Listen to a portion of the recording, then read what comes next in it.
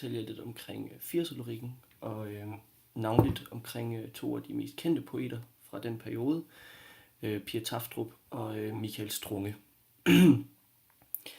Lidt forhistorie til, hvordan 80'er-lyrikken opstod i Danmark, er, at i 1980'ernes England, og også i slutningen af 70'erne, vældede der en stil frem blandt unge mennesker, som blev kaldt for punken. Og punken blev også en måde at beskrive den periode på i slut 70'erne og start 80'erne. En punker betyder i al sin enkelhed en værdiløs eller en halvkriminel person, som går imod samfundet og prøver at bryde med nogle forskellige, normer og grundlag.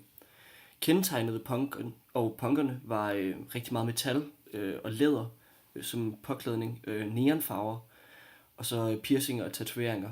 Så det var altså nogen, der brød med datidens pussenussede og pæne ydre, og mere prøvede at for alt i verden udstå som nogen, der var ved siden af det fastlagte i samfundet.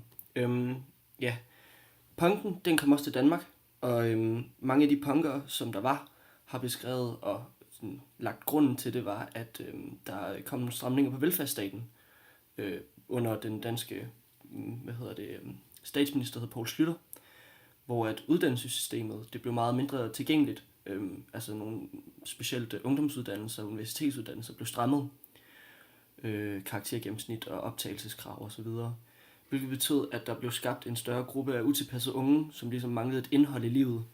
Og de her mennesker, de valgte så at gå til punken for ligesom at vise, at de gik imod det, som det danske samfund stod for, og navnligt Poul Schlüters regering.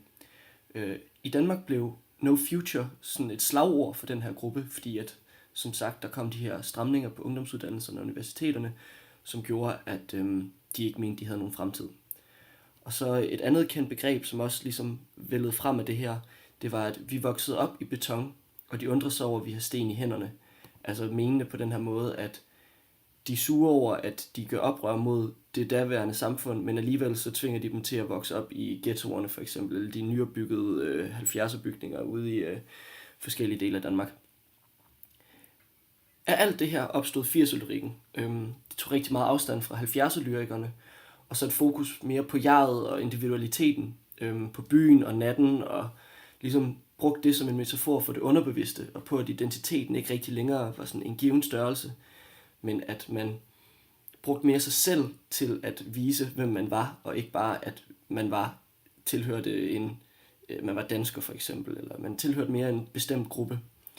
Og to af de mest kendte af de her 80'er-lyrikere er altså Pia Tafdrup og Michael Strunge, og jeg har så analyseret et par af deres digte. Det første, jeg vil kigge på, det er Pia Tafdrup, Min inderste hjernehinde, som er fra digtsamlingen Den inderste zone. Og i Den inderste zone skriver Pia Tafdrup nemlig omkring alt det her med jeget og søgen efter ligesom den inderste zone af, hvem man selv er, og hvem man faktisk vil vise andre, man er.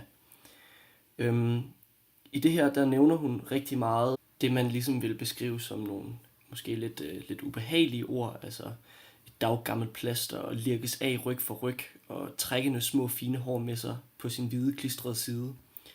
Og det er meget en beskrivelse af at tabe noget, altså miste et eller andet.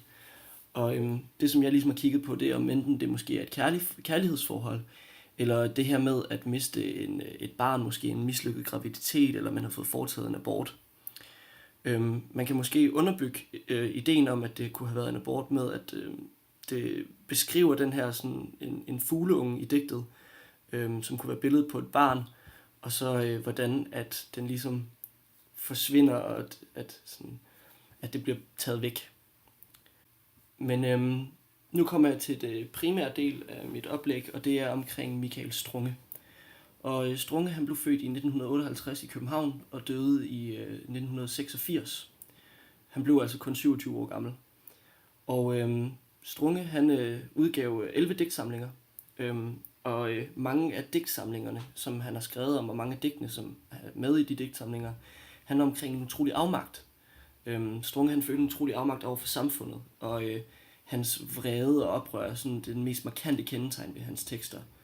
Og han har primært, og rigtig meget i hvert fald, nogle kritik over for nogle af de digtgenerationer, der er kommet før ham. Han havde specielt meget imod brugspoesien, som blev kaldt i 1970'erne. Og her er der også et godt eksempel på det med en udsendelse, hvor han sidder og diskuterer med Christian Bjørnkjær og Lola Beidel, som var en del af brugspoeterne, og udviser en utrolig foragt i det her tv-program. Michael Strunge blev som sagt ikke særlig gammel. Han døde i marts 1986, og det sidste han nåede at sige til sin kæreste, før han kastede sig ud af et vindue fra 5. sal, var: "Nu kan jeg flyve." Øjenvidner og pårørende har så forklaret efterfølgende, at han var manisk i øjeblikket. Jeg har kigget på et digt, der hedder Livets Hastighed, og digtet det omhandler rigtig meget forandringer, både sådan nogle eksistentielle forandringer, men også identitetsmæssigt. Og det spændende ved udgivelsen af det her digt, det var, at det blev udgivet i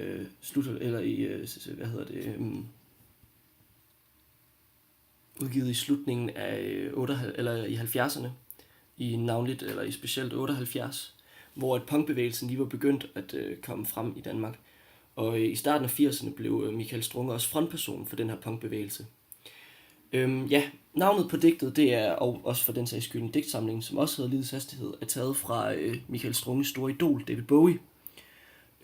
Og i den her periode prøvede David Bowie også rigtig meget at iscenesætte sig selv med nogle forskellige personligheder. Altså blandt andet en, der hed Ziggy Stardust, og nogle andre, hvor at han gav sig selv nogle andre personer. Og det samme gør Michael Strunge, og han bruger også i digtet flere gange begrebet en kameleon, og at man ligesom skifter forklædning. Og det passer meget godt overens med den her punkperiode, hvor man klæder sig ud for at vise, at man er noget andet, end man klæder sig ud for at stå inden for en bestemt ting. Og han nævner også flere gange, hvor dødtræt han er, ikke at kunne være sig selv, altså ikke vise sig selv. Det har vist i at skifte hurtigt og til en ny forklædning og sådan noget. Og her med forklædning, der menes der ligesom, at der er en reference til punkkulturen. Et andet digt, jeg har kigget på, det er Kontrol, og det er fra hans digtsamling Skrigende, som er fra 1981. Og kontrol i al sin enkelhed betyder at være overvågen og at tjekke, om noget sådan er ude af orden eller ikke fungerer. Og derfor har Strunge også valgt at skrive hele den her digtsamling med store bogstaver. Og her bryder han med sådan den gængse stil inden for digtningen med at ligesom ændre typografien. Han gør med andre ord op med den kontrol, som andre prøver at pålægge sig, hvilket gør meget fint i spænd med den her punkbevægelse, at der er nogen, der prøver at kontrollere dem, men de bryder ud af det. Og hvor der er blevet gjort op med autoriteter og det dysfunktionelle, og så det ødelagte bliver ligesom hyldet, det der med betongen og deres piercinger og tatoveringer og ødelagt tøj og hullede bukser og sådan noget. Og så digtet er altså på andre måder en opgør med de instanser, som prøver at kontrollere vores liv og sikre, at alting bliver gjort rigtigt og på en ordentlig måde. Ja. Det sidste digt, jeg har kigget på, det er et, der hedder Skråt op, som også er fra Skrigende. Og så endnu en gang er der skrevet med store bogstaver, som i resten af hele digtsamlingen. Og her nævner han rigtig meget de her venstreorienterede 60'er-hippier, som vælger at gå imod den bevægelse, de faktisk stod indenfor i 60'erne. Går fra at være nogle blomstrede flipper til lige pludselig at have en god løn og tjene mange penge. Og det passer meget godt med også den her 70'er med, at han prøver at gøre op med nogle af de generationer, der er kommet før ham. Og ligesom prøver, han prøver at bryde med de her tidligere generationer med andre ord. Det tror jeg egentlig var det, jeg havde.